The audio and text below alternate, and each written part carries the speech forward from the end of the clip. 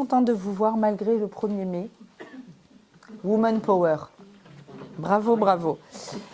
Alors, si vous êtes là, c'est que vous êtes venus pour développer votre optimisme. Eh bien, on va y aller. On va y aller tout de suite et on va découvrir ensemble à quel point, en réalité, l'optimisme et le judaïsme, ce sont des synonymes. Et en fait, l'optimisme, c'est quoi? Eh bien, c'est un état d'esprit dans lequel, c'est un état d'esprit à la fois psychologique et philosophique, dans lequel, en fait, c'est la perception que le bien et que le bon vont être prédominants sur ce qu'il y a de mal. On ne va pas être dans une fiction que tout va bien quand ça ne va pas bien. Ce n'est pas ça l'optimisme.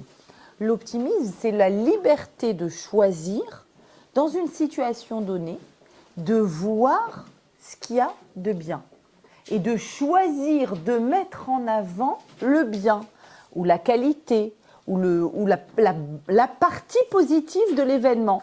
Certes, je ne vais pas me mentir que l'événement est que positif, que la situation est que positive. Mais c'est ça que je vais mettre en avant. Et c'est la raison pour laquelle c'est tellement synonyme avec judaïsme que je n'ai pas pu résister au plaisir de démarrer le cours avec cette phrase de Golda Meir qui est si connue, mais qu'on doit se rappeler de temps en temps. Le pessimisme est un luxe qu'un juif ne peut jamais se permettre. On ne peut pas se permettre le pessimisme, réellement. Et d'ailleurs, je crois qu'il y a aussi une autre phrase de Golda Meir où elle dit aux nations, nous préférons vos critiques concernant nos actions militaires que vos condoléances. Je sais, c'est pas être très précis à la façon dont je... Comment ? L'idée est là, absolument. L'idée est là. Et donc, oui, le judaïsme est optimiste et, en fait, un des articles de foi du judaïsme, c'est quoi ? Ani ma'amin be'emuna shelema. Ani ma'amin. D'ailleurs, ça a été écrit dans les wagons qui allaient... Enfin, la chanson connue a été écrite dans les wagons qui allaient à Auschwitz. Ani ma'amin be'emuna shelema. Je crois avec toute ma force qu'il va y avoir le Mashiach. C'est quoi cette idée permanente que nous avons qu'il va y avoir le Mashiach? Ok, vis l'instant présent. Qu'est-ce que tu es en train de dire il va y avoir? En fait, pourquoi c'est un des articles de foi? Ça fait partie de nos articles de foi. Pourquoi c'est si important? Parce que, en fait, quand on dit ça, on dit il y aura quelque chose de beau et de bien qui m'attend. Et ça, c'est une posture dans la vie. C'est réellement une posture. Est-ce qu'on peut développer son optimisme? Est-ce qu'il y a quelque chose qui freine l'optimisme? Si quelqu'un vient et me dit « Non mais moi, laisse tomber, Mariacha, j'ai essayé, je suis pessimiste. À chaque fois, j'imagine le pire. Je n'arrive pas à imaginer quelque chose de positif, j'imagine toujours le pire. » Est-ce qu'on peut freiner ce qui empêche l'optimisme? Et enfin, si l'optimisme se développe, eh bien j'ai aussi une autre question. Tu me manquais, justement. Et si l'optimisme peut se développer, je veux savoir qu'est-ce qui amplifie l'optimisme? Quel est le muscle qui va faire que mon optimisme va grandir? Ok?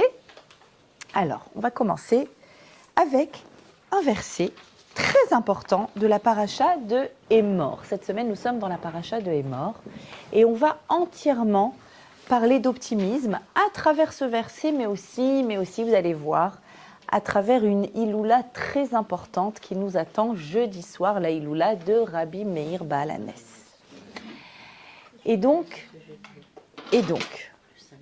le verset dans la paracha d'Émor. La paracha d'Émor est une paracha très longue qui parle beaucoup de la Kedusha des Kohanim.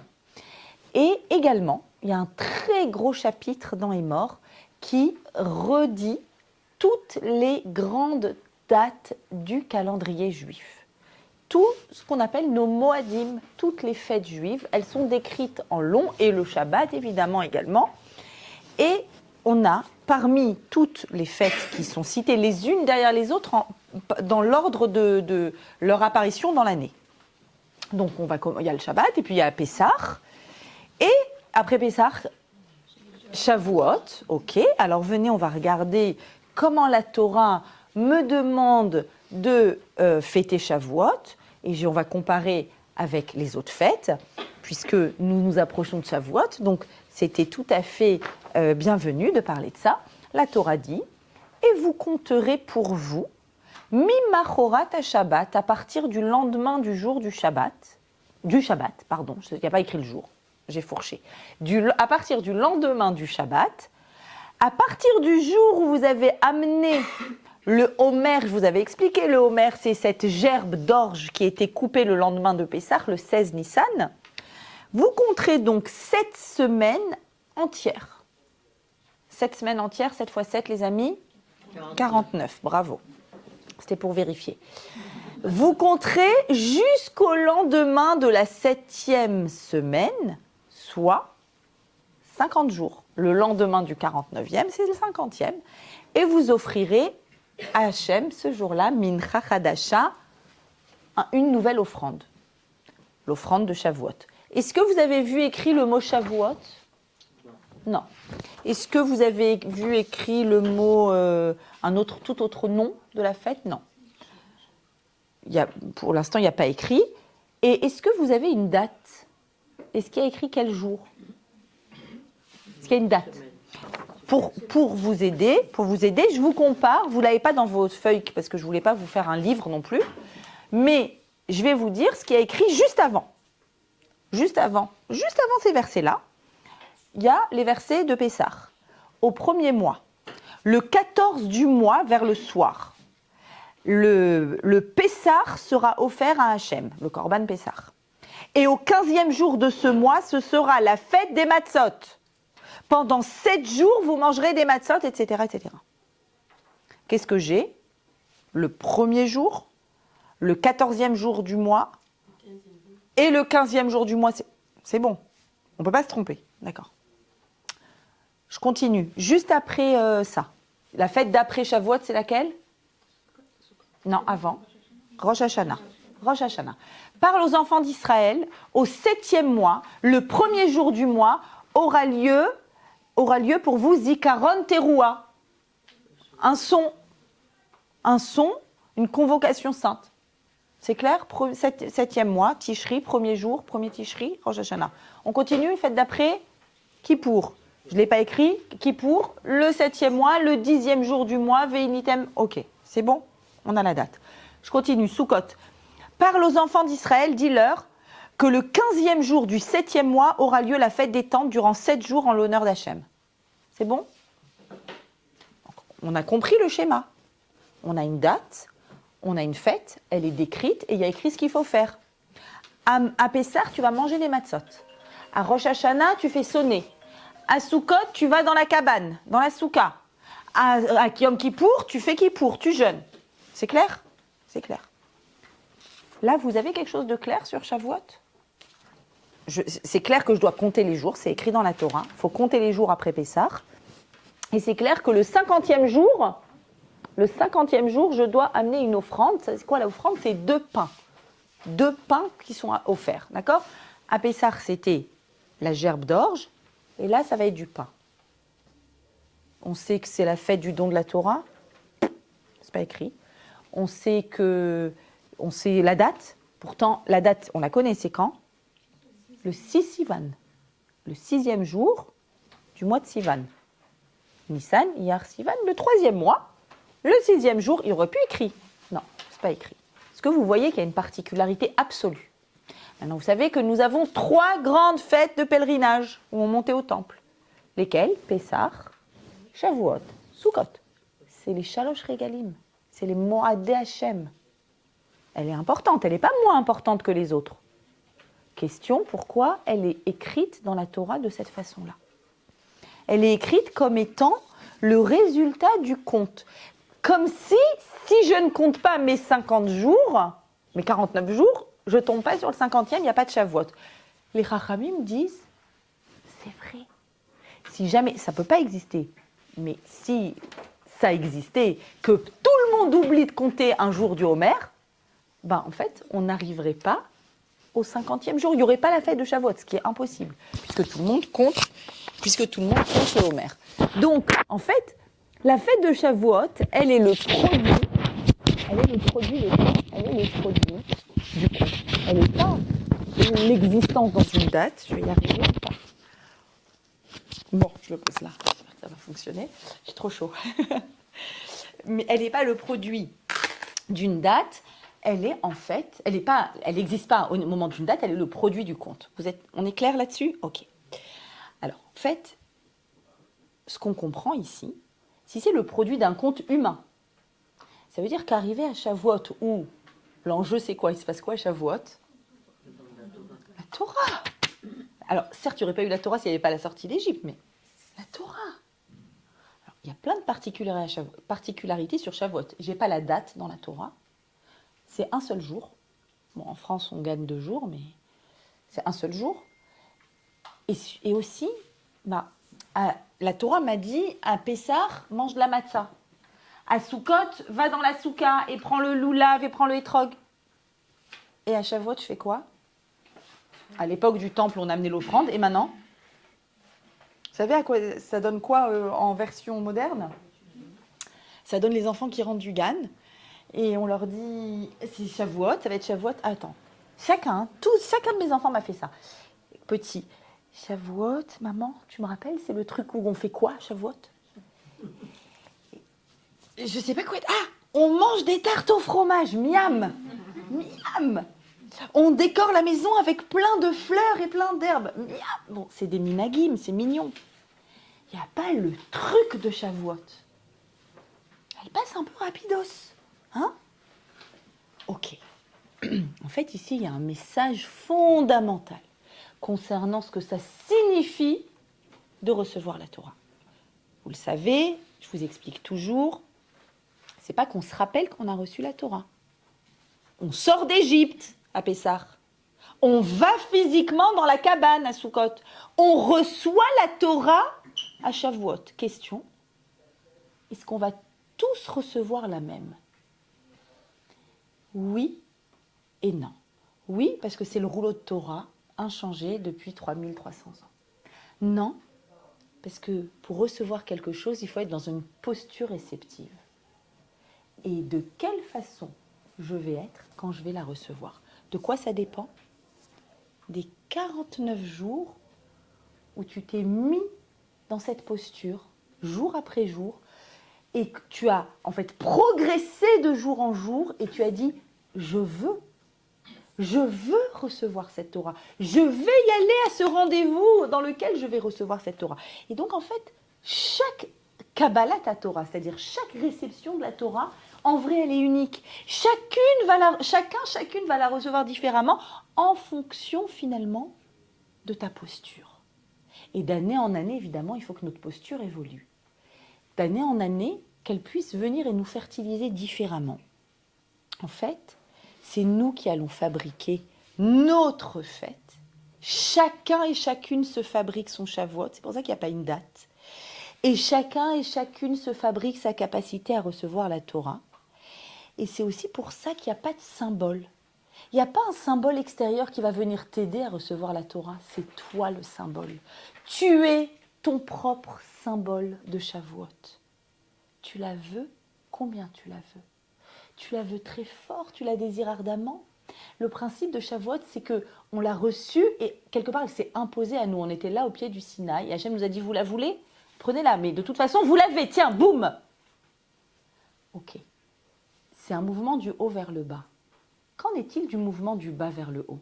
Le mouvement du haut vers le bas, il va avoir lieu pour tout le monde de la même façon. C'est là où je vous dis, on a la même Torah. Le mouvement du bas vers le haut ne va pas avoir lieu de la même façon pour tout le monde. Donc, ton Shavuot dépend de toi. Tu es toi-même le symbole de Shavuot. Ok. En fait, je ne peux pas être passive quand je reçois la Torah. En fait, ma Torah, de toute l'année, toute ma relation avec la Torah de l'année à venir va dépendre de ma posture et en fait de mon mode actif. Il ne faut pas que je sois en mode vibreur, en mode passif. Il faut que je sois en mode actif, en mode volontaire. Et la Torah, en réalité, elle va arriver. Ce qui va arriver, on le sait, c'est ce mode d'emploi de l'humanité. On le connaît. C'est le même que l'année dernière. Inchangé. Précision absolue. Mais la base de ce mode d'emploi, c'est quoi? C'est toi et ton impact dans le monde. Si tu arrives à Shavuot passive, si tu es passive, tu vas pouvoir imaginer que le mode d'emploi de la Torah, en fait, vous regardez jusqu'où ça va, c'est quoi? C'est une forme de passivité dans mon rapport au monde. Or, la Torah, elle va venir, elle va te fertiliser et elle te demande quelque chose. Elle te demande quoi? Debout, agis, fais et un impact. Moi, je te donne le mode d'emploi. Les relations humaines, les relations sociales. La semaine dernière, on en a vu plein. Les employés, les salariés, les amis, les frères, on a vu tout ça. L'étranger, le pauvre, ok. Je te donne le mode d'emploi. Je vais te dire comment ressent la personne qui manque de moyens. Je vais te dire comment ressent l'étranger. Je vais te dire comment ressentent les parents la relation avec leur enfant. Je vais te donner tout ça. Mais toi, tu dois avoir un impact. Tu ne peux pas être réceptif, passif.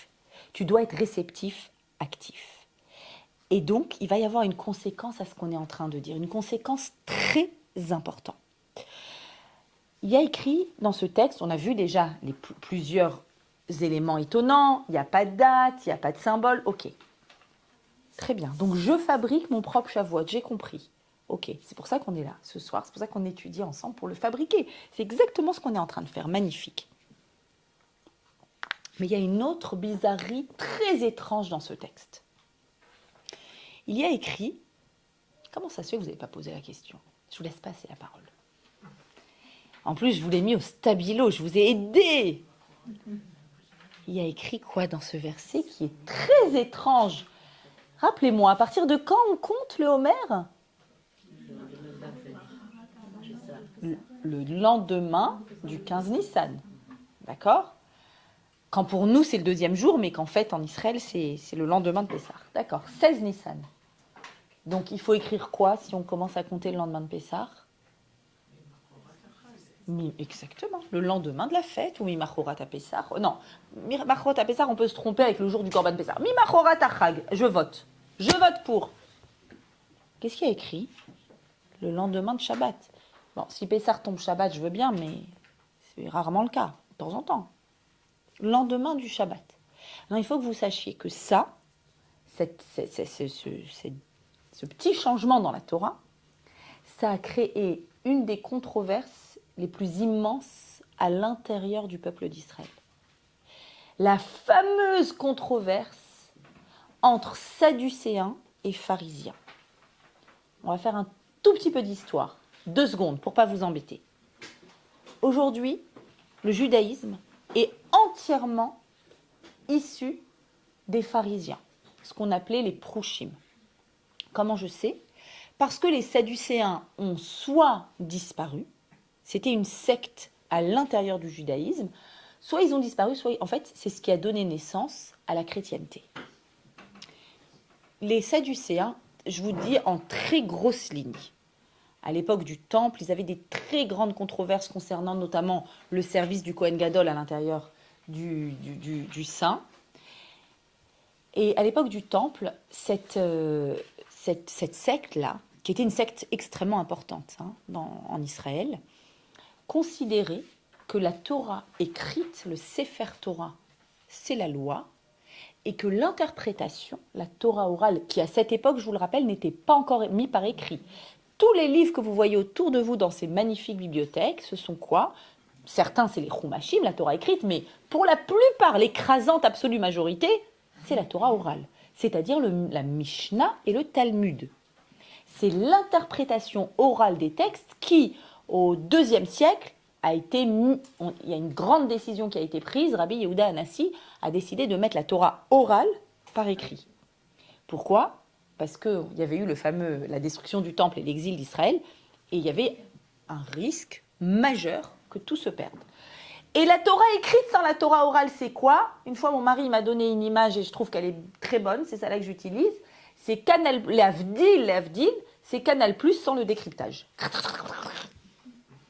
En fait, tu lis la Torah, mais œil pour œil, dent pour dent. Ok, tu vas lui arracher un œil, ça va pas ou quoi? N'importe quoi, c'est pas ça qui est écrit dans la Torah. Mot yumat, il va mourir. Ah, on tue les... Mais ça va pas. Non. Donc on a la Torah orale qui a été donnée au mont Sinaï par Moshe oralement. L'importance de l'oralité, l'importance de la transmission. Pourquoi? Bon, ça ferait l'objet d'un autre cours passionnant, mais quand quelque chose est écrit, c'est dogmatique. Alors que la Torah, c'est la vie. Donc ça doit rester dans l'oralité, dans la réflexion, dans l'échange, dans la fertilité. Les Sadducéens considèrent que la Torah écrite est valable et pas la Torah orale. Ils repoussent la Torah orale. Et donc, on arrive à ce verset et ils disent, qu'est-ce qu'il y a écrit le lendemain du Shabbat? Un dimanche. Le dimanche, ça doit toujours être un dimanche que tu fais ton compte. Résultat, dans le monde chrétien, Pâques tombe toujours un dimanche, Pentecôte tombe toujours un dimanche. Quel dimanche? Cette semaine, comme par hasard, cette semaine après le dimanche de Pâques. La fête de Pâques et la fête de Pentecôte, c'est un dimanche. D'où ça vient de là. Ok? Et la Torah orale nous a enseigné que la Torah s'autorise à écrire le lendemain du Shabbat quand elle veut te dire le lendemain du Chag. Ok, pourquoi? En fait, la réflexion elle est beaucoup plus profonde que ça entre les deux. C'est juste une réflexion, quoi. Ils s'amusent à dire, bon, on compte à partir de dimanche ou on compte à partir de... Il y a une idée fondamentale derrière ça. Quelle est l'idée fondamentale? En réalité, Pessah nous a été donné, vous le savez, c'est un cadeau. On a été expulsés d'Égypte. Et un peu comme le Shabbat, qui est un cadeau. Il y a ce point commun entre le Shabbat et le Pessah. Et également, pourquoi est-ce que c'est de cette façon que c'est écrit? Pourquoi la Torah dit le lendemain du Shabbat quand elle veut dire le lendemain de Pessah? Parce qu'en fait, en réalité, le Shabbat de la création du monde, prend tout son sens aussi à partir de la sortie d'Égypte, où le peuple d'Israël va commencer à donner du sens à 6 jours, un jour du Shabbat. Mais en fait, comme je vous l'ai dit, c'est beaucoup plus profond que ça. Pessah, c'est le démarrage de l'ouverture vers l'avenir. On ouvre le monde des possibles, on sort de l'étroitesse, ok. Et on va compter, nous allons compter le Homer, c'est-à-dire qu'on va donner à l'homme, on va lui conférer un rôle dynamique dans la marche de l'univers. Tu vas recevoir la Torah, mais c'est toi qui te fabriques toi-même ta capacité de la recevoir. En fait, tu vas avoir un rôle dynamique dans le monde. La Torah, si tu la laisses te fertiliser, elle va te transformer. Elle te transforme, tu auras un impact différent dans le monde.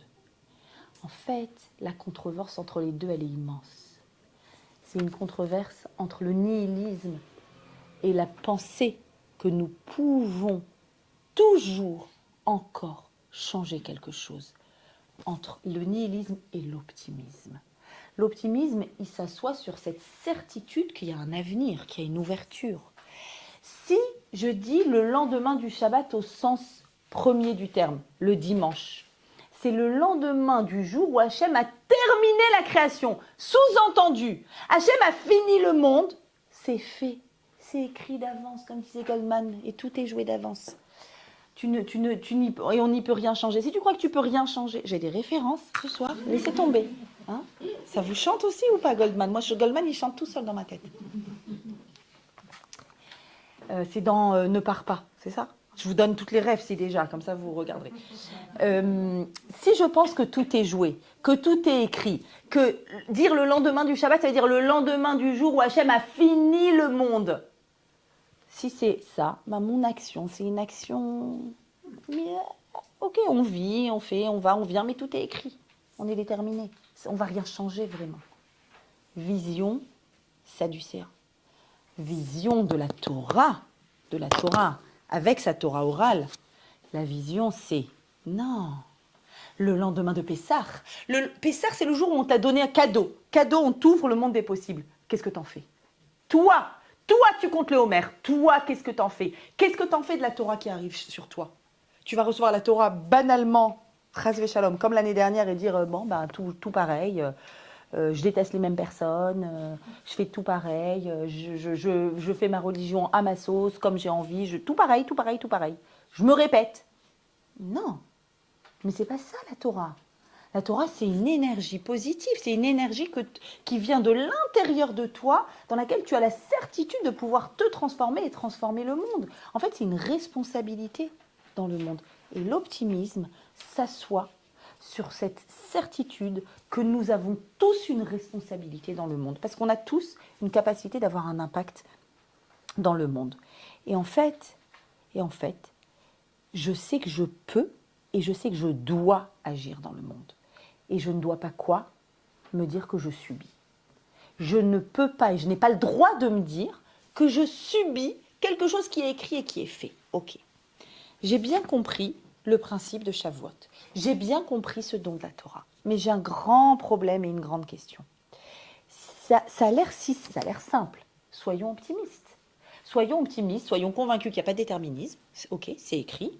Et soyons convaincus en fait que le monde des possibles est devant nous, l'avenir s'ouvre et je vais agir dans cet avenir. Très concrètement, soyons honnêtes. Qu'est-ce qui nous empêche d'agir? On a envie d'agir des fois dans des situations. J'ai envie de croire, allez, je vais prendre des exemples assez légers, relativement, que demain j'aurai un meilleur job dans lequel je ne vais pas subir mon patron et subir un travail que j'aime pas et subir « Non mais je suis obligée de rester, c'est alimentaire ». Pourquoi j'arrive pas? Pourquoi j'arrive pas à être optimiste et à me dire non, ça va changer?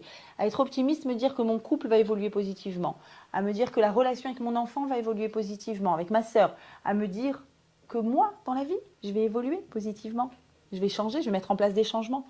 Qu'est-ce qui me freine? Je vois bien qu'il y a un frein, c'est pas si simple en réalité. Alors, et on voit bien, on n'est pas tous optimistes, on essaye de l'être, on travaille pour l'être. Qu'est-ce qui fait obstacle?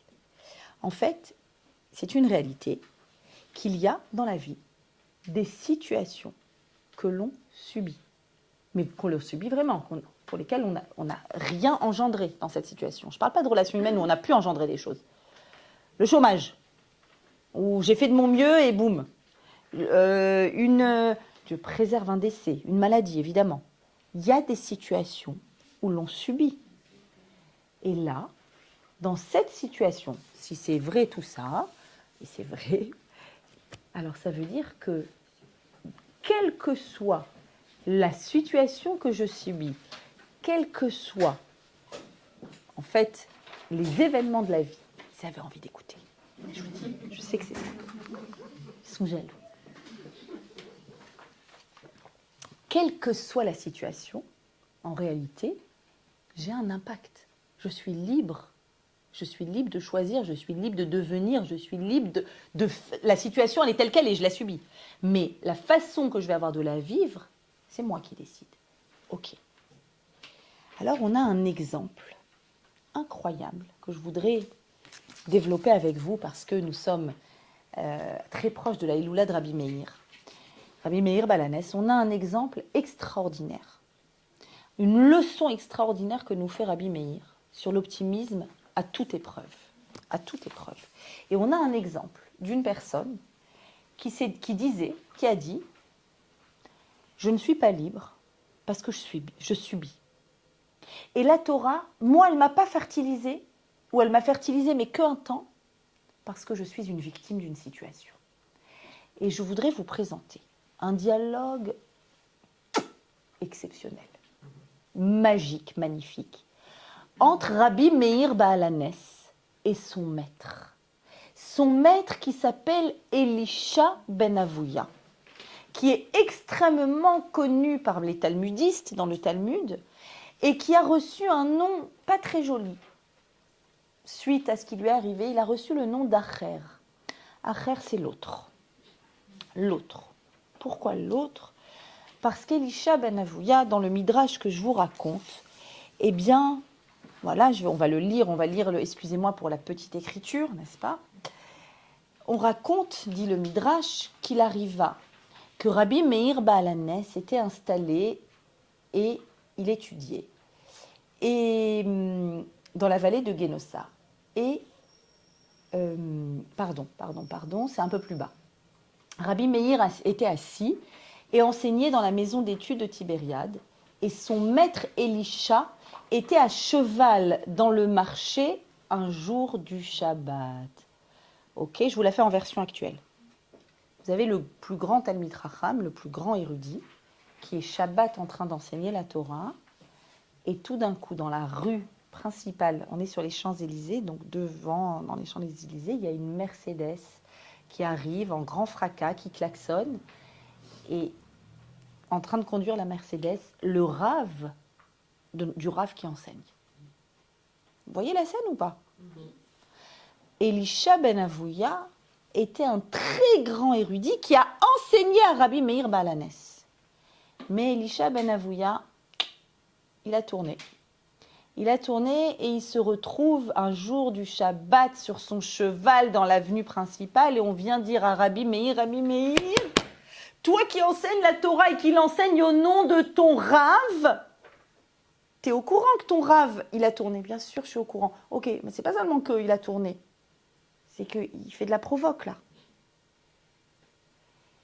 Et Rabbi Meir Baal HaNes, comme on va voir, avec son incorrigible optimisme, va nous faire la plus grande leçon de tous les temps sur ce qu'est la Torah et sur ce qu'elle incarne. C'est vraiment les meilleurs devoirs à mettre en place pour le 14 Iyar ce jeudi soir et vendredi, Iloula de Rabbi Meir Baal HaNes. Alors, que s'est-il passé pour Elisha ben Avouya? On raconte, dit le Midrash, comment est-ce qu'il a tourné? C'est une grande question. Imaginez un rave d'une... Pas un rave, entre guillemets, un barbu, hein, qui vend des kémiotes et qui... D'accord, parce que malheureusement, de nos jours, voilà. Non. Un extraordinaire érudit de la Torah orale. Parmi les plus grands. Qu'est-ce qui s'est passé? Le Midrash nous dit. Il arriva qu'il était installé et étudié dans la vallée de Guénossar. Il vit un homme qui montait au sommet d'un palmier. Et cet homme prit la mer devant les oisillons. C'est quoi? La fameuse mitzvah, si tu marches dans le chemin et que tu vois un arbre et qu'il y a un nid et qu'il y a une pigeonne, un oiseau femelle qui est en train de couver ses œufs ou ses oisillons et que tu veux les prendre, tu dois chasser la maman, tu dois la chasser. Une fois qu'elle est chassée, tu peux prendre le nid. Tu n'as pas le droit, c'est écrit dans la Torah, tu n'as pas le droit de prendre le nid devant la mer. Clair? Il assiste à une scène, il a pris la mer devant les oisillons. Et il est redescendu de l'arbre, détente, il a pris, il est allé, je ne sais pas ce qu'il a fait avec. Ok. À l'issue du Shabbat, il vit un autre homme qui montait au sommet de ce palmier. Et celui-ci, pareil, il a pris les oisillons, mais il a fait attention de renvoyer la mer. Il descend, il a été mortellement mordu par un serpent lors de sa descente. Or, il est écrit, par rapport à cette mitzvah-là, dans le livre de Devarim, laisse envoler la mer, de sorte, c'est très rare que la Torah dise ce qui va se passer, de sorte que Hachem te fera du bien et prolongera tes jours. On a une récompense qui nous est promise. D'habitude, c'est écrit, fais les mitzvot, point. Là, il y a écrit, Hachem prolongera tes jours. Où est le bien de cet homme? Demande Elisha. Où est la longévité de cet homme? Mais, continue le Midrash, il ne savait pas que Rabbi Akiva avait expliqué devant tout le monde ce verset. Que non, on sait très bien qu'on n'est pas dans le monde de la récompense. Ici, ce monde, c'est le monde où on bosse. Shabbat, c'est le bien-être. Mais dans ce monde, on bosse. Ça veut dire quoi qu'on bosse? Ça veut dire que la vraie éternité, la vraie récompense au sens profond du terme, c'est après 120 ans. Pourquoi? Pour une raison très simple. Si on avait une récompense maintenant, qu'est-ce qui se passerait? On s'arrêterait. D'accord? La vraie récompense, absolue, totale. D'accord?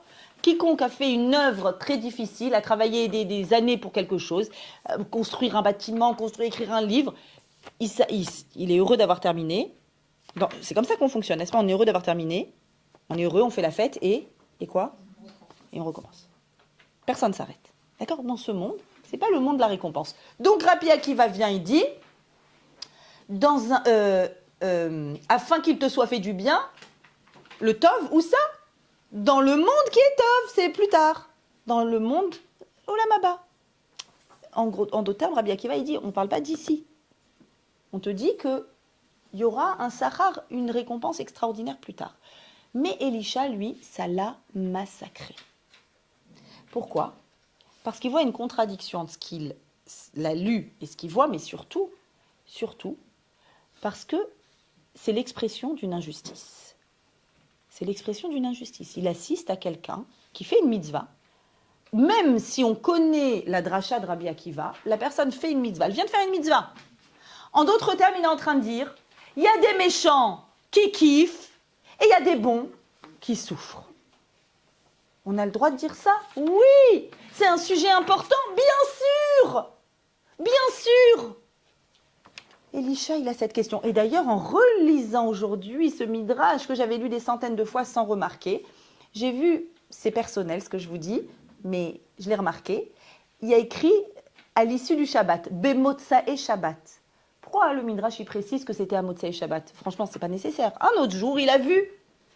Dans le deuxième cas, c'était à l'issue du Shabbat.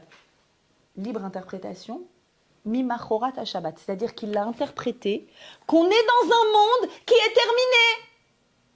Finalement, tu fais du bien, ça paye pas.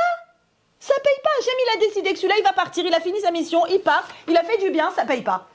Injuste, dit Elisha. Il est pas content. Mais il est tellement pas content, et il souffre tellement de ce qu'il a vu. Tac, le rabbin, plus de barbe, il est parti se faire une petite virée sur les plages de Tahiti, en mode détente, il prend son cheval Shabbat, et en plus, il fait de la provoque. Ok. Rabbi Meir Baalanes continue, il sait très bien que son maître est en souffrance. Et on va découvrir, vous allez voir qu'en fait, ces souffrances sont très liées à son enfance et à son histoire. C'est pas par hasard qu'on raconte une histoire d'un nid avec une maman qui couve. Parce que son père, sa mère, il va nous parler lui-même de son enfance et Freud avant l'heure, ce midrash, je vous le dis. Et donc, il sait que son maître est en souffrance. Et Rabbi Meir, quand on lui dit qu'il fait de la provoque sur les Champs-Élysées avec sa Mercedes, qu'est-ce qu'il fait à votre avis, Rabbi Meir? Il y va. Il y va. Et on a une scène surréaliste de Elisha, pessimiste, qui pense que c'est Motsae Shabbat, c'est après Shabbat, et qu'on est déterminé, que quand on fait du bien, ben, ça ne paye pas, sur son cheval, et à côté de lui, à pied, son élève Rabbi Meir Baalanes. Et s'entame un dialogue extraordinaire. Alors eux, quand ils parlent leur jeu d'échecs, leur échec et maths, c'est en versets. Ils se balancent un verset et l'autre, il lui balance un autre verset, ok?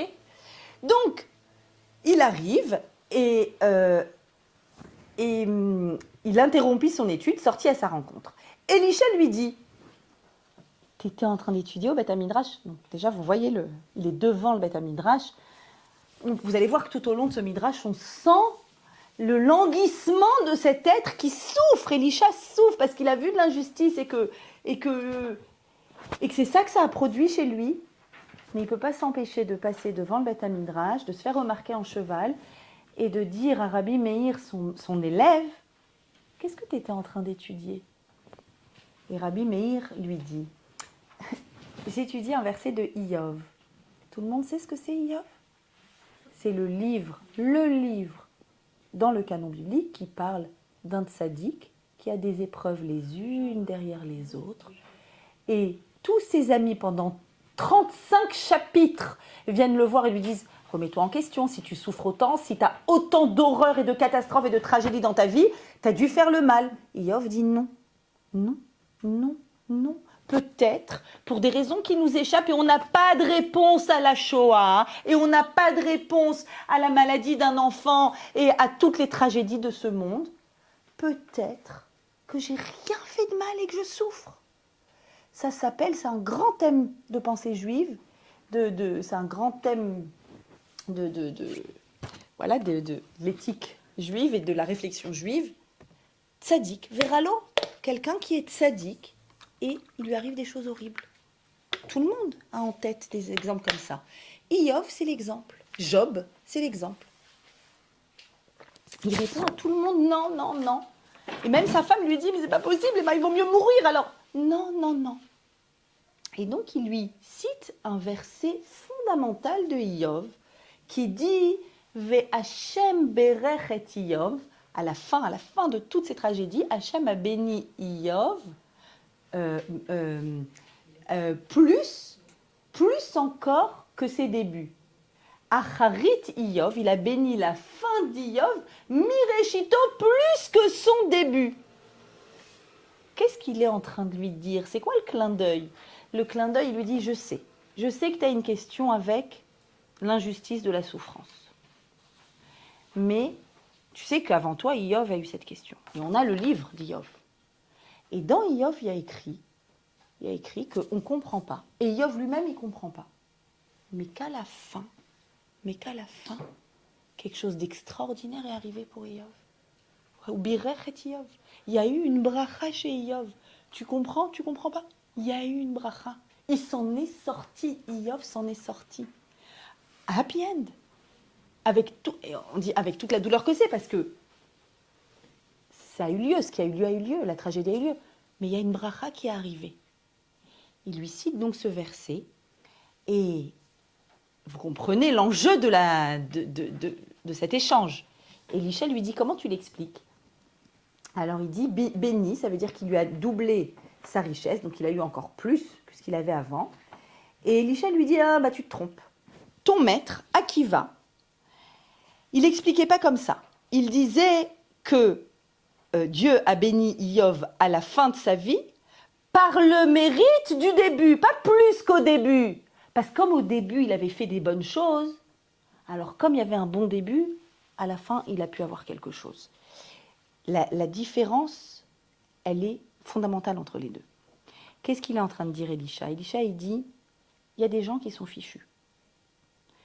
Si Iyov ne fait pas partie des fichus, il est en train de dire, je suis un fichu, Elisha. Mais si Iyov ne l'est pas, c'est que, bon, lui, au début, il a bien commencé. Donc c'est pour ça. Mais quelqu'un comme moi, laisse tomber ses fichus. Et là, va s'en suivre un dialogue que je ne vous ai pas mis, qui est très long, où il lui raconte, je vous dis, Freud, sur le divan, ce qui s'est passé à sa propre circoncision. On peut remonter plus haut?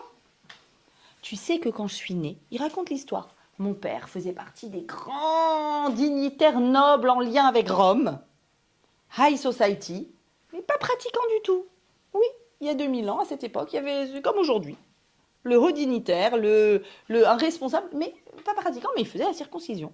Pour la circoncision, il a invité les rabbins. Bah, les rabbins, on invite les rabbins, ok.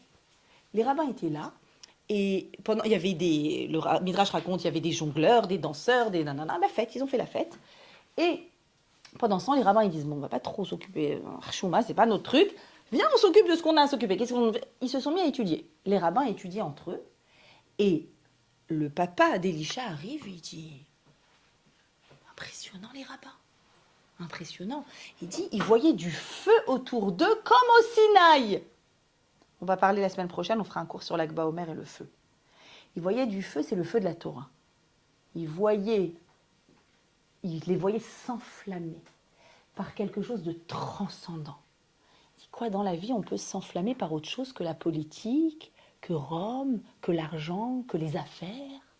Il y a des choses qui enflamment. Il s'intéresse et on lui dit, ben oui. Il dit, si c'est comme ça, allez, je mets pas mon fils au laïc, je le mets au Talmud Torah. Il se chauffe, il l'envoie au Talmud Torah.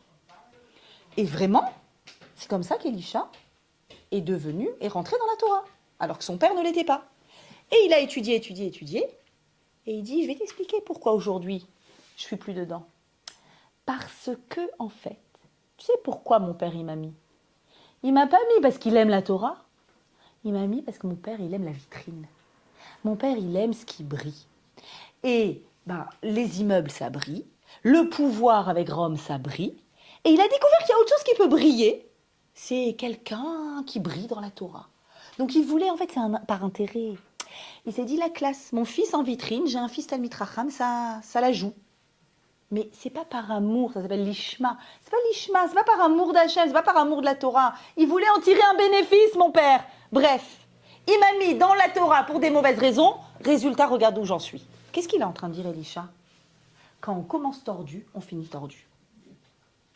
Il n'y a pas d'espoir pour moi. D'ailleurs, il y a une Mishnah dans Avot au nom d'Elisha ben Abouya. Il n'y a pas écrit Rav, évidemment, vu comment il a tourné, mais il est quand même cité. Il est cité dans Avot.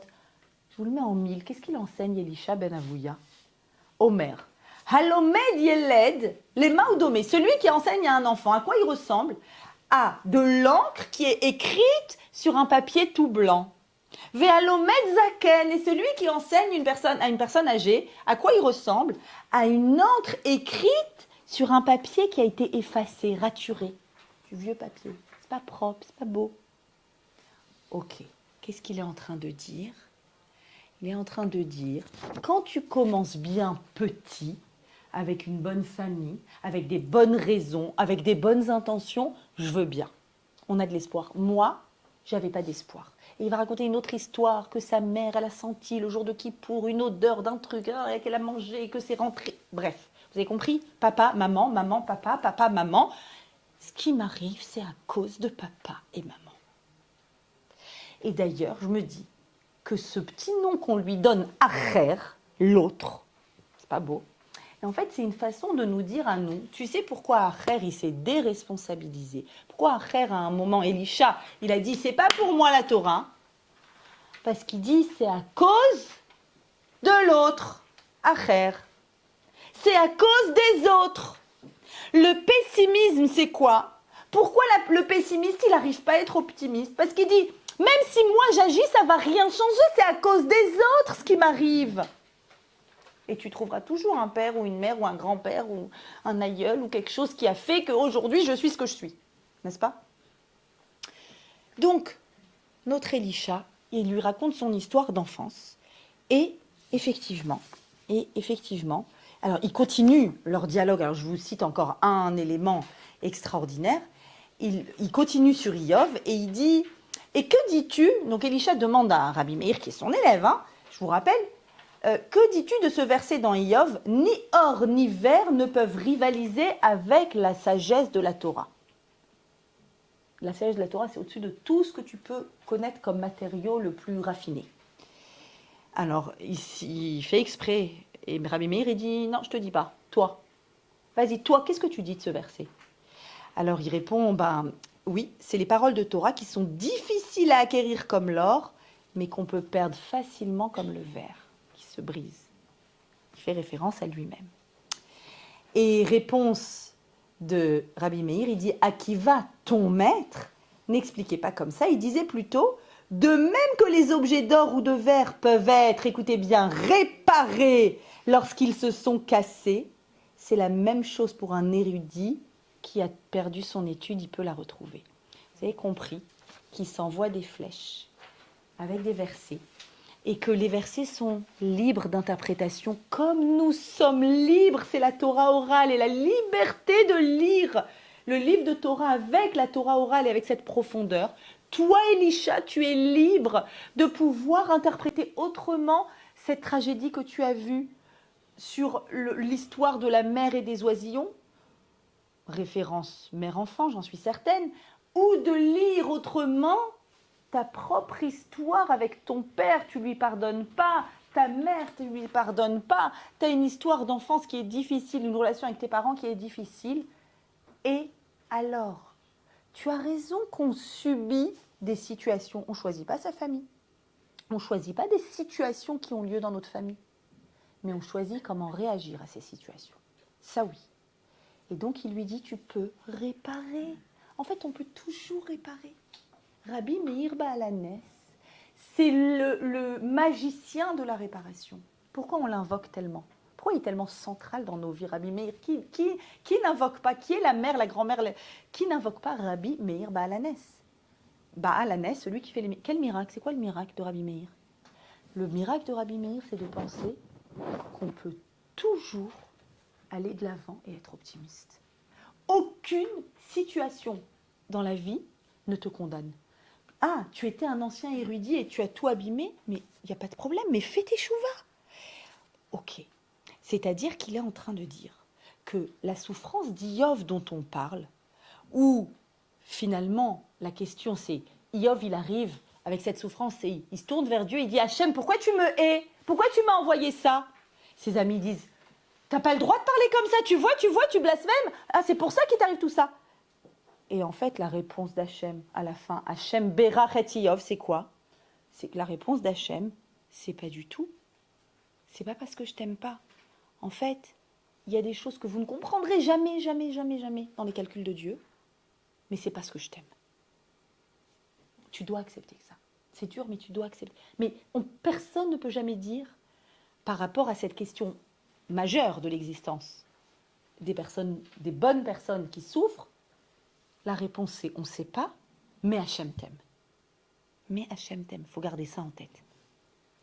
Et Rabbi Meir, il dit à Elisha, fais comme Iov.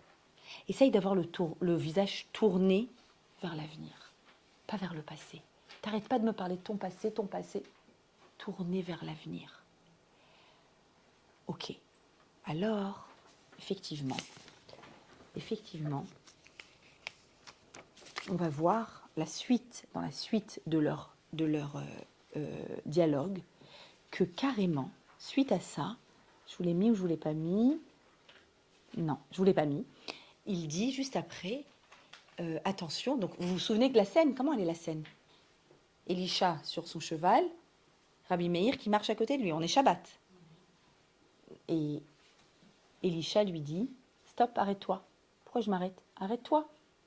Tu es en train de dépasser le troum. Le troum, c'est 1 kilomètre. On n'a pas le droit de dépasser. Quand il n'y a plus d'habitation, quand on marche Shabbat, on n'a pas le droit de dépasser 1 kilomètre sans habitation. Quand il n'y a plus d'habitation. Après l'arrêt des habitations, d'accord? C'est une loi de Shabbat. Il lui dit, ça y est. Il dit, comment tu sais? Tu sais que c'est 1 kilomètre? J'ai calculé les pas de mon cheval. Il dit, arrête, Elisha, fais tes chouvas. Regarde comment ton cœur, il est encore... Regarde, tu calcules les pas de ton cheval, t'es dedans. Regarde comment on parle avec des versets. En fait, tu te languis de la Torah. Il lui dit, j'ai pas la force. Je crois pas que je peux y arriver à faire tes chouvas. Ok. La suite va avoir lieu, en fait, quand on va appeler, la suite du Midrash, quand on va appeler on va appeler Rabbi Meir. On va appeler Rabbi Meir pour venir au chevet d'Elisha qui est mourant. En réalité, avant de continuer ça, il faut savoir que Rabbi Meir, ce Midrash l'incarne. Pourquoi il l'incarne? En fait, le fondement de ce qu'est Rabbi Meir, c'est ça. Rabbi Meir, il est celui qui croit profondément en l'essence d'une personne, quelle que soit l'écorce, quelles que soient les mauvaises actions ou les erreurs qui ont pu être faites, quelles qu'elles soient, il croit en ça. Est-ce que ce principe-là, c'est le principe que de Rabbi Meir, ou est-ce qu'on peut dire peut-être que c'est un principe qui existe dans la Torah? C'est-à-dire, ce que je pose comme question, c'est est-ce qu'on doit dire maintenant, ok, Rabbi Meir, c'est un optimiste extraordinaire. Son maître, il a l'air d'être moins qu'un, vraiment, il a fait pire que tout, en provoquant le Shabbat, ouais. Est-ce que Rabbi Meir, personnellement, c'est un optimiste et bon, il y a des gens comme ça, bienveillants, aimants, ou est-ce qu'il s'appuie sur un principe de la Torah? Est-ce que la Torah me demande, à moi, d'imiter Rabbi Meir? Pas seulement de l'invoquer quand c'est tous les jours ou à Saïloula, mais de l'imiter. C'est-à-dire moi aussi, de développer à l'intérieur de moi ma capacité à me dire que l'idéal, ok, c'est une feuille blanche sur laquelle je mets de l'encre, et alors, si ma feuille, elle a été effacée, et alors, si j'ai loupé une occasion, j'ai loupé mon mazal il y a tant d'années, ça veut dire que ça y est, c'est terminé? Et si j'ai loupé une occasion dans mon travail, c'est terminé, j'aurai pas d'autre occasion qui va venir? Est-ce que la posture de Rabbi Meir, elle est inscrite à l'intérieur de quelque chose dans la Torah? Alors il faut savoir que Rabbi Meir est décédé le 14 Iyar. Et que le 14 Iyar, c'est une date qu'on connaît bien. Pourquoi? C'est une date qui a un nom, ça s'appelle Pessah Sheni. Pessah Sheni, ça veut dire deuxième Pessah. Ça veut dire que vous devez vous mettre tout de suite à faire votre ménage. Parce que c'est dans 3 jours, je vous rassure. C'est quoi le deuxième Pessah? Deuxième Pessah, c'est un épisode qui est raconté dans la Torah, qu'on va lire dans quelques semaines, où des personnes qui ont été impures dans le désert, pourquoi? Parce qu'elles portaient un cercueil. Donc, ce qui est interdit avant Pessah, c'est d'aller pèleriner une tombe, d'accord? Par exemple, on se rend impur, les Juifs ne pouvaient pas manger le Corban Pessah. Non, tu dois manger le Corban Pessah, l'agneau pascal, le 14 Nissan. Pour ça, il faut être dans un état de pureté. Donc maintenant, mettons une situation où quelqu'un a eu un décès. Tu ne laisses pas la personne. Ah, là, bah oui, bah, tu ne peux pas manger. Ah, bah dommage, tu ne peux pas manger le Corban Pessah. Et bien, cette situation a eu lieu quand? Le premier Pessah de la sortie d'Égypte. Des personnes qui portaient le cercueil de Yosef qui était sorti d'Égypte avec eux sont allés voir Moshe. Et ils ont dit, nous, on ne va pas pouvoir manger le Corban Pessah et c'est pas juste. Et Moshe, il les regarde et il dit, j'ai pas compris. C'est écrit dans la Torah que vous ne pouvez pas. Vous voulez que je fasse quoi? Bah, fabrique-nous un nouveau Pessah. What? C'est pas sur commande en fait un Pessah. Pessah, c'est le 15 Nissan quand on est sorti d'Égypte et qu'on mange l'agneau pascal chaque année et que c'est une date, ça vient d'en haut quoi, c'est métaphysique. Tu peux pas faire, enfin tu choisis pas ta date de Pessah en fonction du calendrier scolaire quoi. C'est Pessah. Et Moshe dit, bah, écoutez, ils insistent. Moshe il dit, bon, vous savez quoi, je demande au big boss. Il va dans la tente d'assignation. Et là, Hachem s'adresse à lui. La Torah relate l'événement. Et Hachem lui dit, Veyomru anashim elav. Ah non, pardon, j'ai trop avancé. Donc les personnes lui ont dit, la manigara, pourquoi est-ce qu'on serait privé d'offrir le Corban Pessah? Moshe va et demande à Hachem, et Hachem lui dit, go, ils ont raison. En fait, un juif ne peut pas vivre une année sans le Corban Pessah, sans vivre le Seder. Tu ne peux pas vivre le Seder, le Maror, la Matzah. Je te fabrique sur mesure, dans un mois, 14 Iyar. D'accord? 14 Nissan, on mangeait le Corban Pessah. 14 Iyar. Session de rattrapage.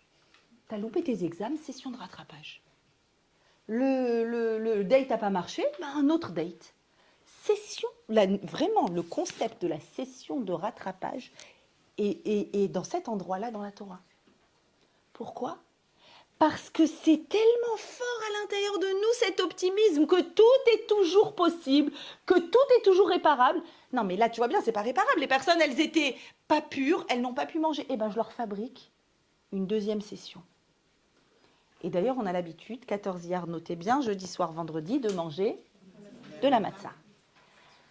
C'est quoi ce 14 Iyar? Ce 14 Iyar, cette session de rattrapage, c'est précisément le jour où Rabbi Meir est mort. Pourquoi? Parce que toute sa vie, si on pouvait résumer Rabbi Meir à une pancarte, la pancarte c'est « tu peux toujours tout rattraper ». C'est jamais trop tard. Et donc c'est sa date le 14 Iyar. C'est réellement sa date. Ok. Question importante. Hachem, si tu as prévu une session de rattrapage, tu n'avais qu'à la donner directe quand tu as dit à Moïse, le 14 Nissan, on mange le Corban Pessah, et ceux qui ne peuvent pas, session de rattrapage. Pourquoi tu as attendu qu'ils viennent, qu'ils disent Moshe, c'est pas juste. Moshe, il dit, vous exagérez quand même. Il y a une expression, avar zmano batel korbano. C'est plus le moment, ça y est. Non, on a fabriqué un moment sur mesure. Mais Hachem, t'avais qu'à nous le donner directement. Et là, mes amis, connectez-vous à moi, même si ça fait 1 heure que vous m'écoutez. Connectez-vous. Fortement, c'est bon, tous les neurones, je les ai. Yes. Principe majeur. de la Torah.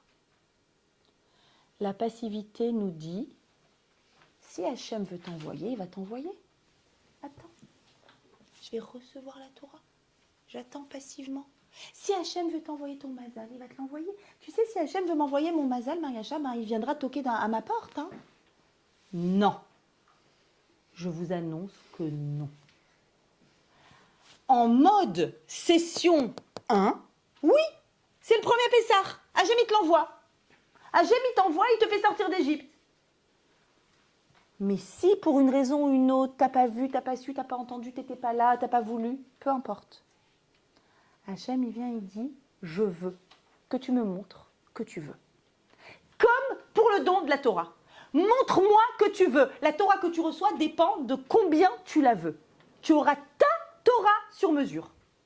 C'est la même. Mais elle ne va pas te transformer de la même façon.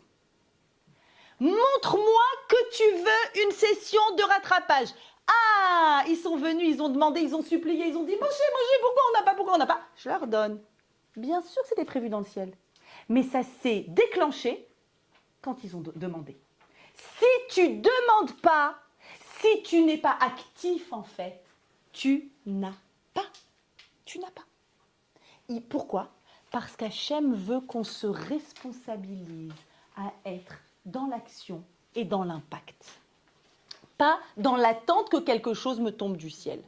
Si j'attends que ça me tombe du ciel et que les choses arrivent, non ma chérie, non. Je veux que tu ailles trouver des ressources à l'intérieur de toi. Et tu vas faire des dates, et tu vas chercher un job, et tu vas tout faire pour faire ta aliyah, et tu vas tout faire pour réussir dans tel domaine.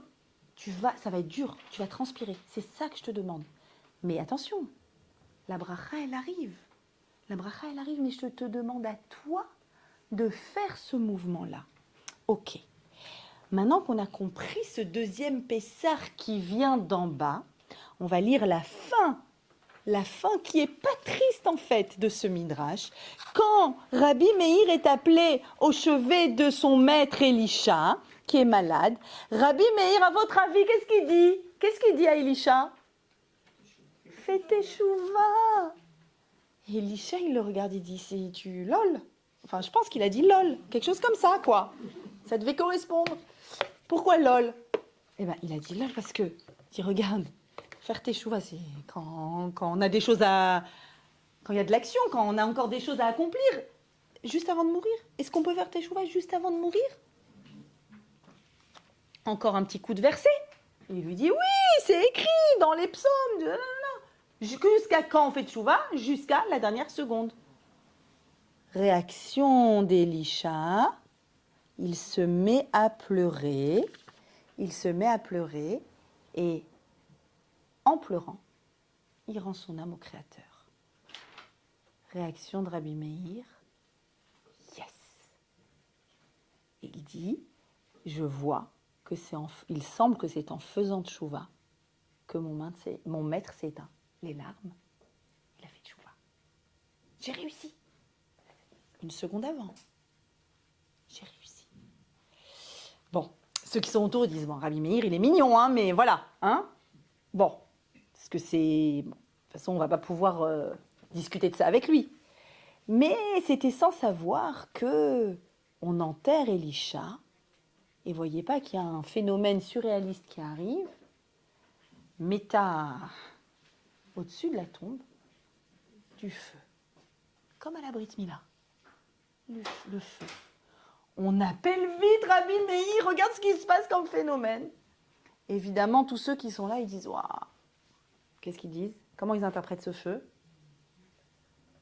Le feu de Gehinam, c'est l'enfer. Waouh.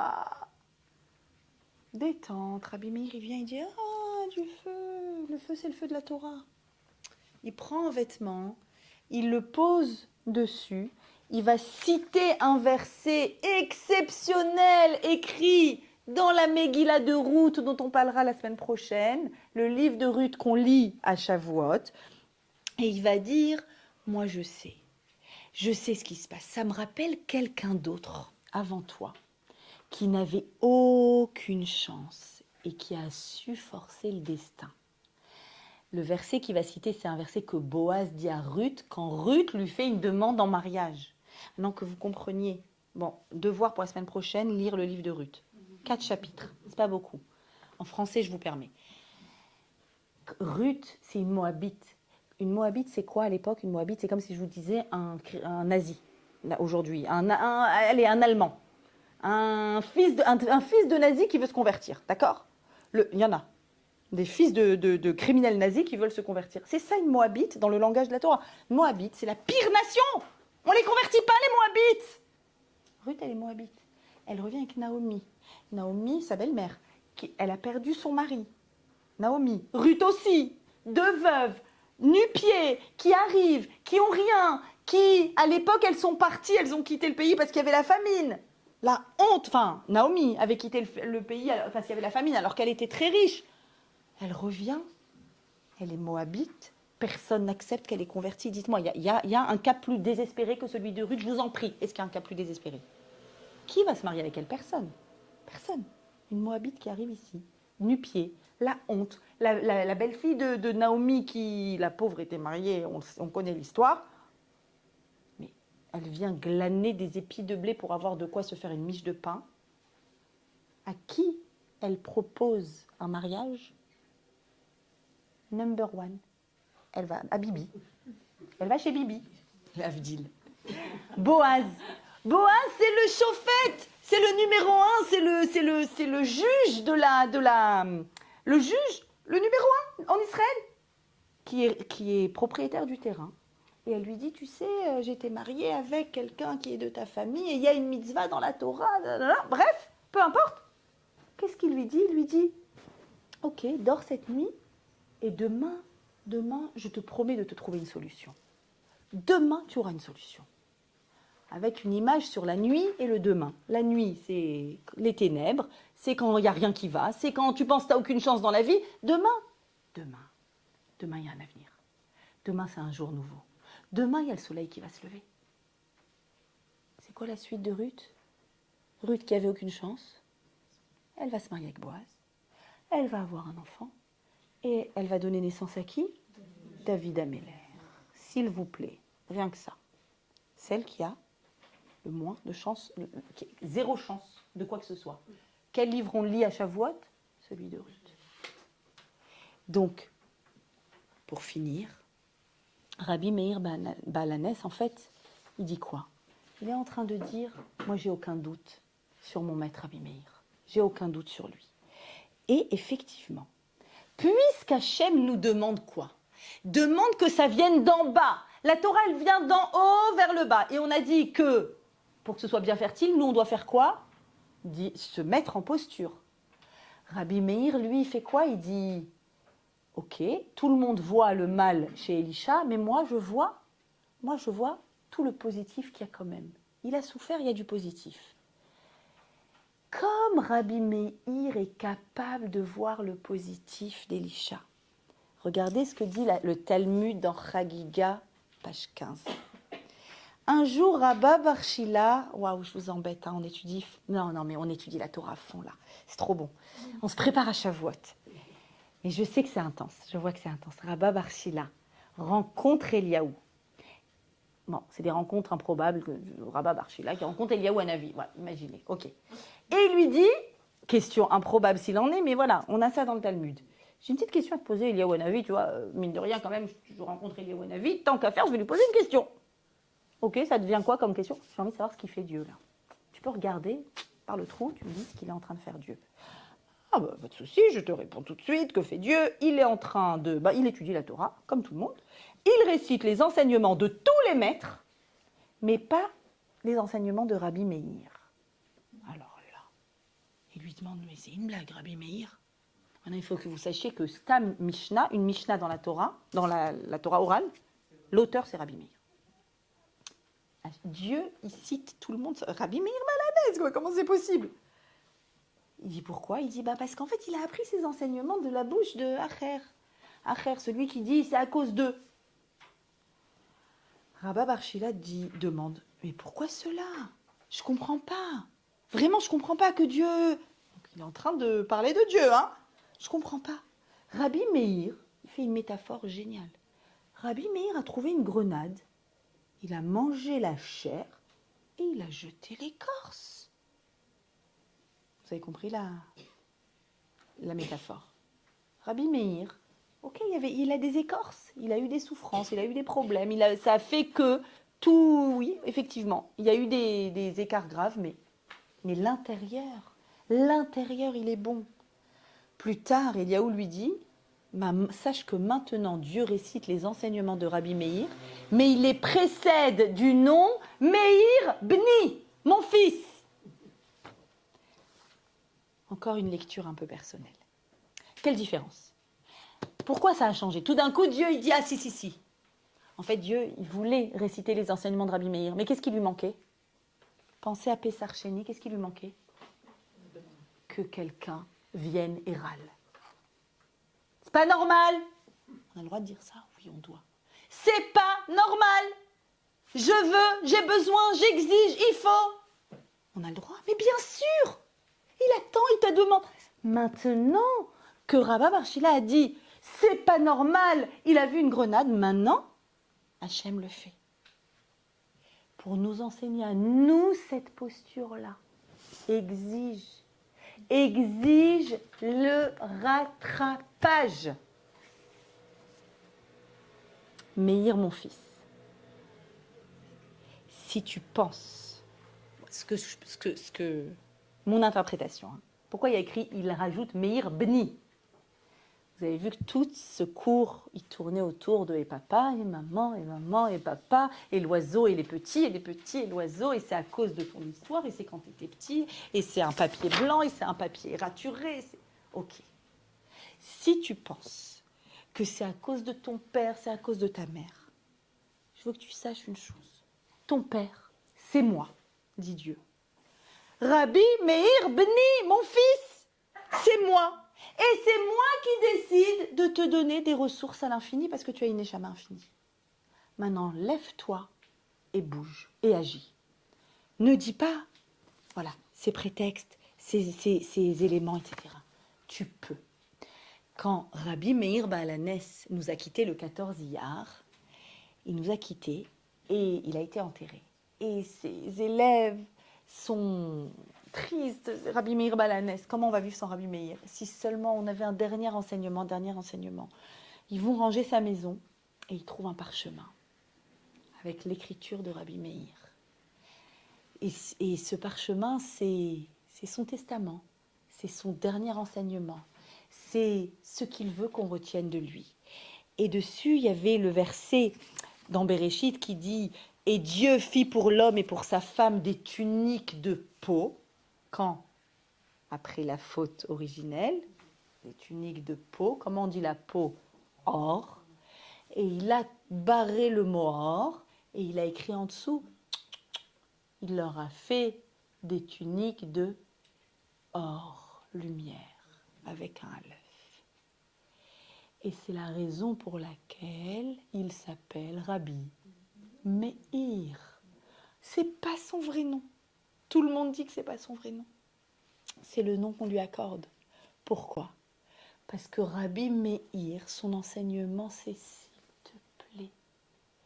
S'il y a des tragédies, s'il y a des épreuves, si tu crois qu'en route quelque chose s'est abîmé, retourne à ta lumière d'origine. Retourne à cette force d'origine. Tu vas voir qu'à aucun moment tu pourras dire que c'est trop tard. Moi je te demande, dit Rabbi Meir, moi je te demande le jour de Maïloula, Pessar Sheni, mange la matzah, assieds-toi, allume une flamme pour Rabbi Meir et prends avec toi dans cette flamme tout ce qu'il y a eu de plus terrible que tu connais comme événement, le tien ou celui du peuple d'Israël. Et tu l'amènes devant cette flamme et tu dis maintenant Rabbi Meir, je veux réussir à reconstruire, à réparer, à refaire, à faire en mieux, à être en mieux. Je veux me reconnecter à ma lumière. Peut-être qu'il y a eu des écorces de grenade chez moi aussi. Mais par ton mérite, par le mérite de Pessar Sheni, par le mérite de cette date-là de rattrapage, je veux retrouver quoi? Mon optimisme. J'ai été pessimiste à cause de situations subies. Je veux retrouver mon optimisme. 14 Iyar, mesdames. Iloula Dramimir Balanès, on allume notre flamme et on prie par son mérite d'arriver avec un optimisme extraordinaire.